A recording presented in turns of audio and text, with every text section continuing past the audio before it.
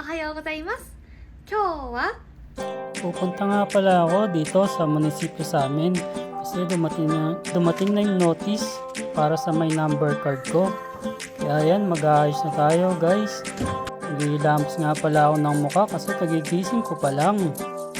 Yun nga pala guys, yung mga ginagamit ko sa mukha ko, may collagen at meron ding whitening at meron ding hyaluronic acid, yung kulay pink yun guys, para sa mga pimples. At ang ginamit ko ngayon ay yung collagen para tayo bumata kasi 40 years old na tayo guys, kaya lumalabas na yung ating mga wrinkles at pati lalo na yung mga puting buhok. At bago tayo umalis, kakain muna tayo para hindi na tayo bibili sa labas. Uy, may natira pa, kaning lamig yan, tibag sa atin yan. Oh, kita nyo guys, diba? Para akong gutom na gutom yan. Partida na yan, kaning lamig pa yan. Di kasi ako nagbe-breakfast diretso na sa tanghalian para isang kainan na lang guys, para medyo makatipid, diba? Medyo mahal na kasi mga bilihin ngayon guys, kaya kailangan natin magtipid. So, nagbibihis na po ako guys. So yan, baka puma yan guys, pulot ko lang yan sa basurahan. Lahat nga pala ng damit ko guys, pulot ko lang sa basurahan yan lahat. Wala pa akong nabibiling mga damit kasi sayang yung mga damit dito guys, tinatapon lang. Kaya pinupulot ko na lang. O, kita nyo, ang gaganda pa, lalo na yung pantalon na suot ko na yan, diba? Sino ba naman nakalain na galing sa basurahan lang yung mga damit na yan guys? Pati yung jacket na yan guys, sa basurahan ko lang din nakuha yan, diba? Ang ganda pa. So yun nga pala yung panahon ngayon guys, napakaganda pero medyo makulimlim, parang uulan. Sobrang lamig nga pala ngayon guys, parang kinukurot yung balat mo.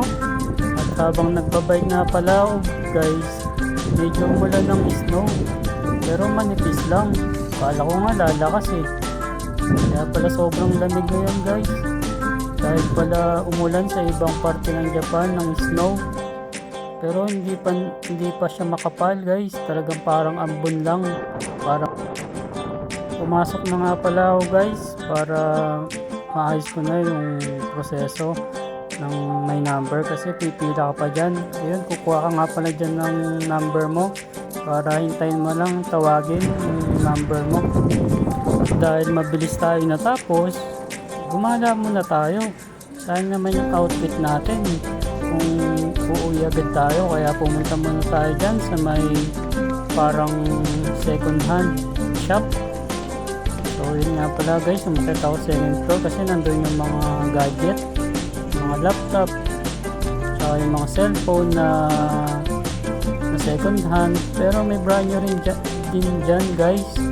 So yun po yung mga Android, yan po yung mga presyo. Kayo na po mag-compute na 39 lang naman ang palitan ngayon ng isang lapad. So ita-times nyo lang po yung 0.39 times yung price. Ayun po, kaya yun, malalaman nyo na kung magkano ang cellphone dito sa Japan. Yung mga blue nga pala guys, yun yung mga SIM free. Kung yung SIM free po is yung pwedeng lagyan ng kung ano-anong SIM card.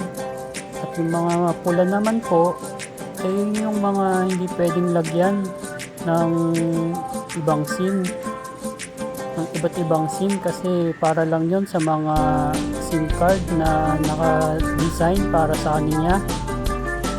So yan guys, tingnan nyo na lang mabuti yung presyo, o kaya screenshot nyo na lang kung may magustuhan kayo dyan guys. So tapos times nyo na lang yung